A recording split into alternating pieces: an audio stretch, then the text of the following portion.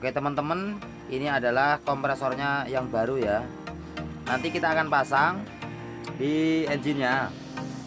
Dan ini kompresornya merek Sanden, tipenya SDH 715. Ini kompresor original ya, atau nomor 1 dari Sanden. Kalau kemarin itu mereknya itu Volvo ya, tapi tetap dari produsen kompresor Sanden, karena mungkin itu di rebrand sama Volvo, makanya dari Sanden itu ada tulisannya Volvo gitu, bukannya Sanden. Tapi ya tetap sama aja, sama-sama dari Sanden ya, desainnya dari Sanden. Kita lihat bentuknya ya begini, namanya kompresor ya, seperti kebanyakan kompresor lain ya begini.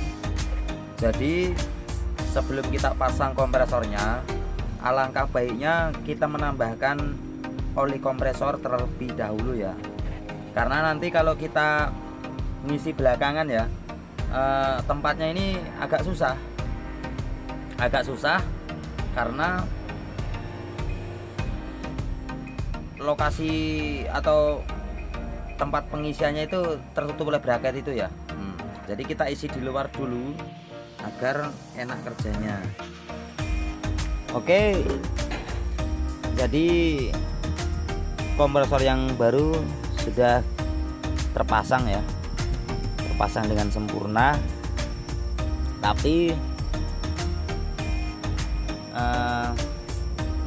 hostnya ini belum saya connect, karena nanti akan saya lakukan flashing ya, karena di dalam hose itu kotor, ada gramnya, kita perlu flashing. Dan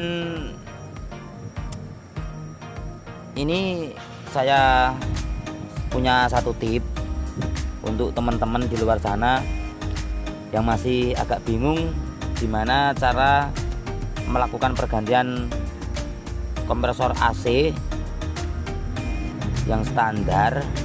Yang pertama kita lakukan adalah itu melakukan pembersihan di kondensor, atau kita flashing kondensornya.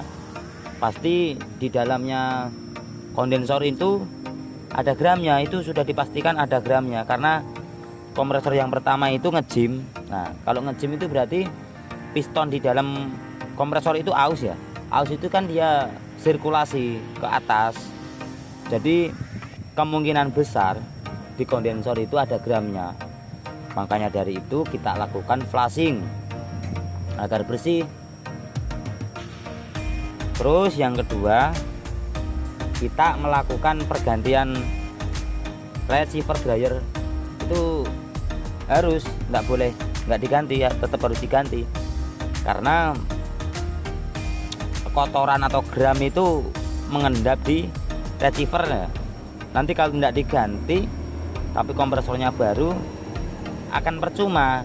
1-2 bulan, 1 bulan atau 2 bulan kompresornya itu pasti akan ngejim, karena kotorannya itu sirkulasi ulang ya. Sorry, batuk, banyak debu. Jadi yang ketiga adalah kita memflashing di evaporator. Nah, di evaporator di sini kita harus flashing juga.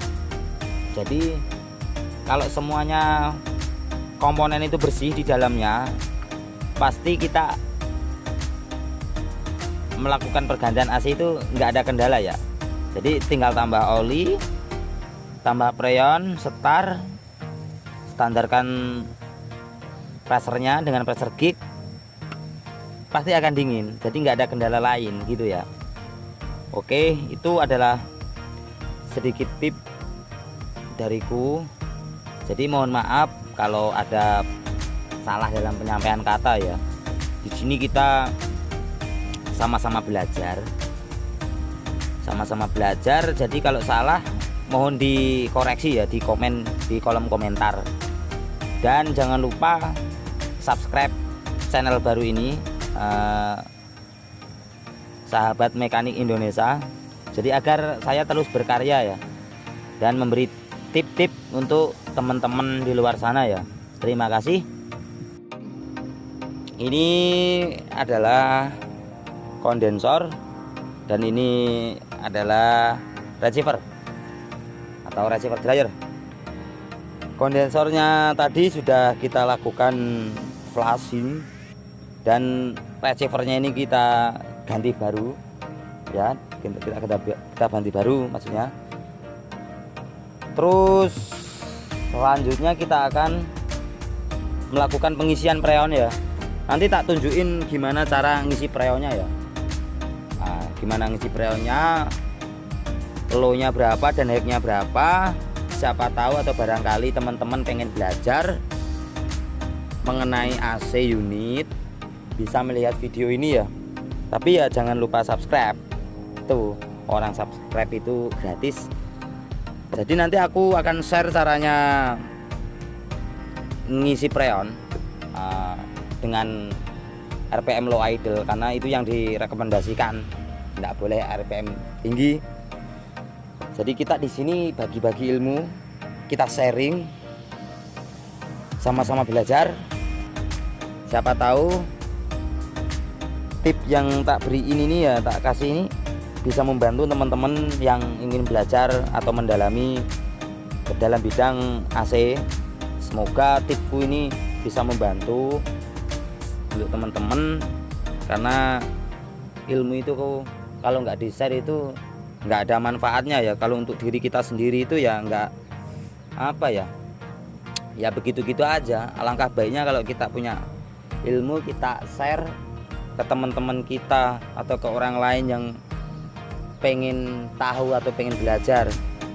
Dan ilmu itu nggak akan ada habisnya ya, walaupun kita share kita apa itu nggak akan ada habisnya. Justru dari ilmu yang kita share itu, yang kita berikan itu, bisa jadi berkah ya, bisa jadi berkah untuk teman-teman, untukku juga jadi pahala. Amin. Ini langsung ya, kita akan mengisi freonnya. Nanti aku akan tunjukin pokoknya cara ngisinya.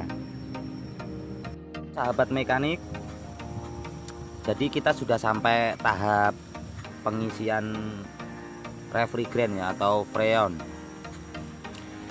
Nah, saya tunjukkan dulu ini gignya, manifold gig. Ini gignya untuk pengukuran yang low pressure, dan ini untuk pengukuran high pressure. Ketika kita mengisi freon pada saat pertama kali itu ya, saat pertama kali kita mengisi freon dengan kondisi kompresor baru, berarti itu belum ada freonnya ya. Kita enggak apa-apa, kita isi aja langsung. Kita langsung isi lewat low-nya atau lewat high-nya itu bisa. Tapi dengan kondisi keadaan engine mati ya. Nah, mari kita lakukan. Kita buka dulu high-nya. Kita isi cairan dulu ya. Ini freonnya, pakai freon R134A. Kita isi liquid dulu.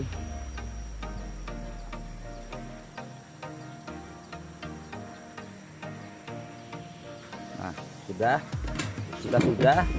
kita tutup yang heck, palep heck.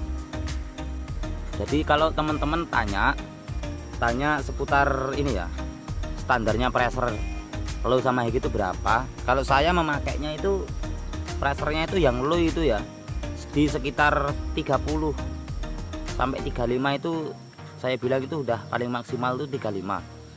Dan hacknya nanti kalau sekitar 30 atau 35 itu hacknya nanti itu sekitar 150 sampai 180, itu normal. Tapi jika low-nya itu ya rendah banget, katakanlah itu 20, nanti hacknya itu bisa sampai 200 atau 250-an. Berarti itu di sistemnya itu ada yang menyumbat gitu, ada penyumbatan di dalam sistem AC-nya itu. Oke, karena ini tekanannya yang low tinggi sama yang headnya rendah, karena belum ada kompresi, karena juga mesinnya belum nyala ya, engine-nya belum nyala.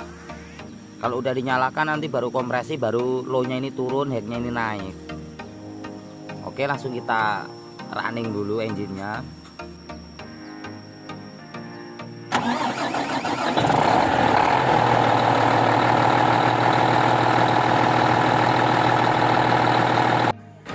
Oke sahabat mekanik Indonesia, setelah kita isi freon terlihat di manifold gig tekanan high-nya 185 dan tekanan low-nya 35.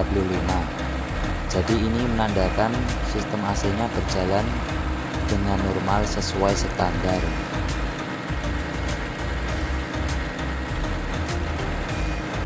Dan terlihat kompresornya ngekat ya, karena tadi saya lakukan adjustment ulang di termostat AC-nya.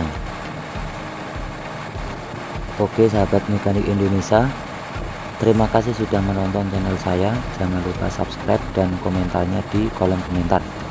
Kritik dan saran saya terima, karena kita di sini sekedar share ilmu, sama-sama belajar.